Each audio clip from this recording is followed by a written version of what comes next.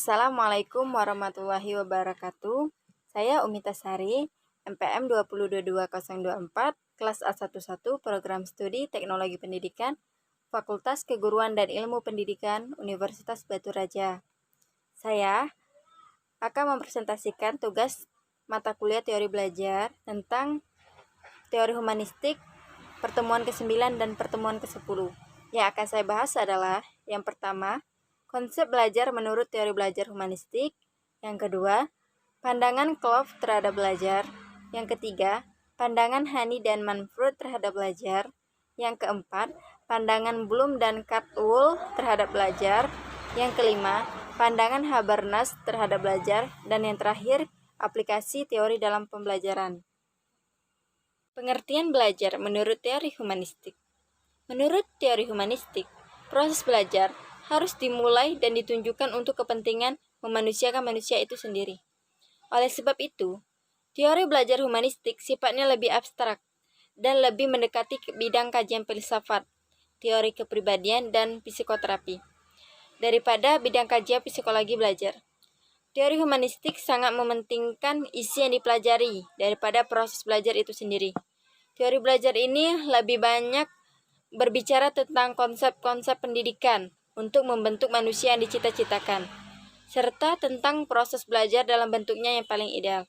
Dengan kata lain, teori ini lebih tertarik pada pengertian belajar dalam bentuknya yang paling ideal, daripada pemahaman tentang proses belajar sebagaimana adanya, seperti yang selama ini dikaji oleh teori-teori belajar lainnya. Konsep belajar menurut teori belajar humanistik.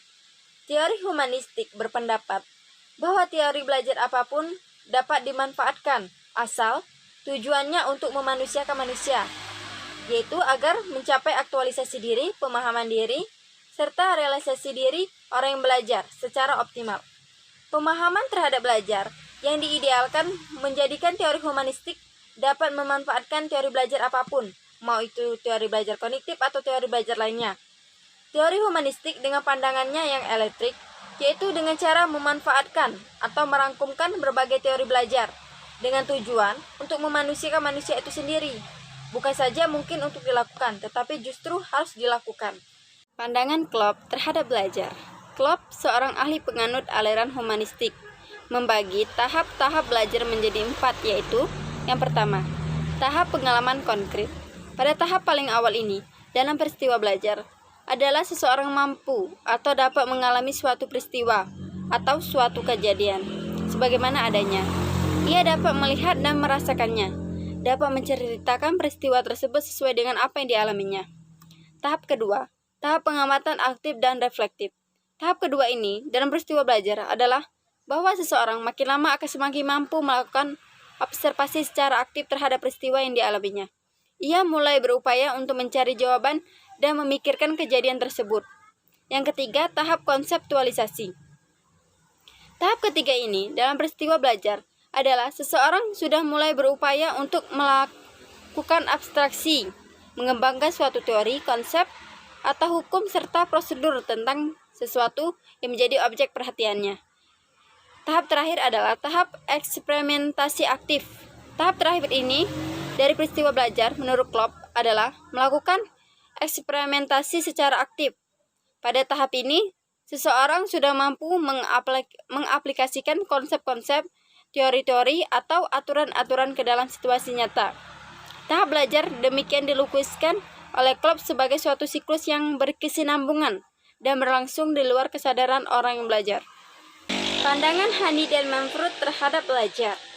Hani dan Manfred menggolong-golongkan orang yang belajar ke dalam 4 macam golongan. Yang pertama, kelompok aktivis. Orang-orang yang termasuk ke dalam kelompok aktivis adalah mereka yang senang melibatkan diri dan berpartisipasi aktif dalam sebuah kegiatan dengan tujuan untuk memperoleh pengalaman-pengalaman baru.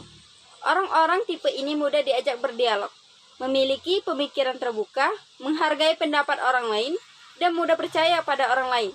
Namun, dalam melakukan suatu tindakan, seringkali kurang pertimbangan secara matang dan lebih banyak didorong oleh kesenangannya untuk melibatkan diri. Yang kedua, kelompok reflektor.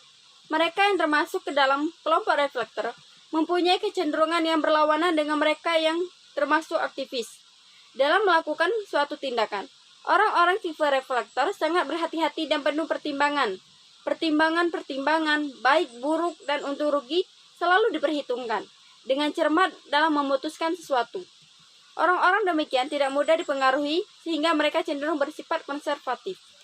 Yang ketiga, kelompok teoris. Lain halnya dengan orang-orang tipe teoris. Mereka memiliki kecenderungan yang sangat kritis, suka menganalisis, selalu berpikir rasional dengan menggunakan penalarannya. Segala sesuatu sering dikembalikan kepada teori dan konsep-konsep atau hukum-hukum. Mereka tidak menyukai pendapat atau penilaian yang sifatnya subjektif. Yang terakhir, kelompok pragmatis. Berbeda dengan orang-orang tipe pragmatis. Mereka memiliki sifat yang praktis, tidak suka berpanjang lebar dengan teori-teori, konsep-konsep, dalil-dalil, dan sebagainya. Bagi mereka yang penting adalah aspek-aspek praktis, sesuatu yang nyata dan dapat dilaksanakan. Sesuatu hanya bermanfaat jika dapat dipraktekkan.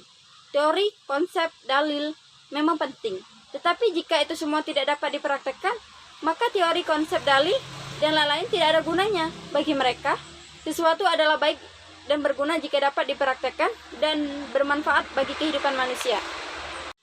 Pandangan Bloom dan Caldwell terhadap belajar. Bloom dan Caldwell juga termasuk penganut aliran humanis. Mereka lebih menekankan perhatiannya pada apa yang mesti dikuasai oleh individu sebagai tujuan belajar.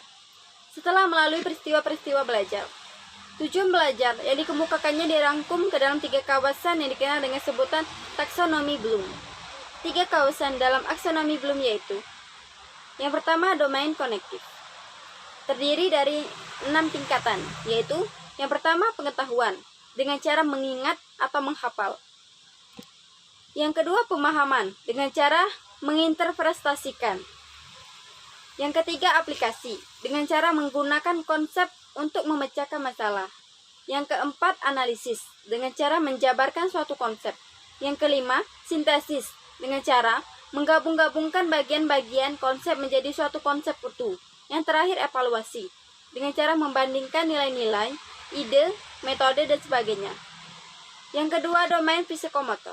Terdiri atas 5 tingkatan, yaitu yang pertama, peniruan dengan cara menirukan gerak. 2. Menggunakan konsep untuk melakukan gerak. Yang ketiga, ketepatan dengan cara melakukan gerak dengan benar. Yang keempat, perangkaian dengan cara melakukan beberapa gerakan sekaligus dengan benar. Yang terakhir, naturalisasi dengan cara melakukan gerak secara wajar. Yang ketiga, domain afektif terdiri atas 5 tingkatan, yaitu yang pertama, pengenalan dengan cara ingin menerima, sadar akan adanya sesuatu.